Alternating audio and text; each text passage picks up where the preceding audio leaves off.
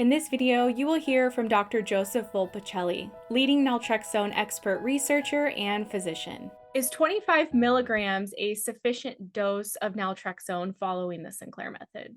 I use my slide. And so in terms of dosing, again, we're not sure what the optimal dose is. But if you look at, for example, this hypothetical patient, um, if you want to get above the 2 nanogram per ml level, the 50 milligram dose for this particular person gets you up to a nice high therapeutic level, and that stays above 2 milligrams for up to about 9 hours or so. And so the person is covered for that 9 hour period.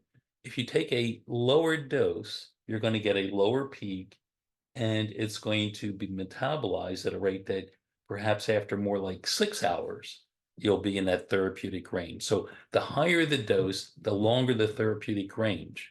And it's possible that you could take a dose that's so low that it never gets above that therapeutic level. And so for that person, you're not covered at all. So it depends on the dose and how quickly you metabolize it.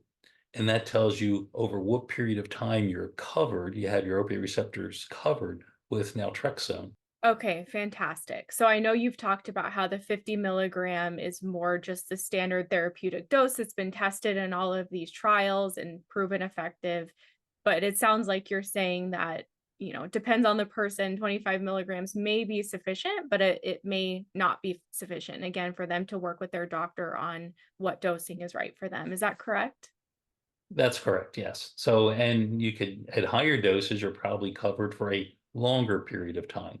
A smaller dose, you're covered for a shorter period of time, relatively speaking. And I have to say that in general, social supports are really critically important for people in their recovery. I mean, that's one of the things that I think AA gets right.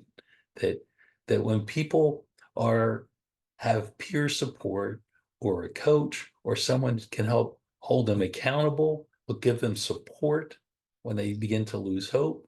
That's very important, critically important in terms of people getting better from this disorder. And so I recommend, from the beginning, we've recommended that if people go on naltrexone using the Sinclair method or daily naltrexone, or if they get a monthly injection of extended release naltrexone, that in addition to using the medicine faithfully, it's also important to have psychosocial support to help you get through the process.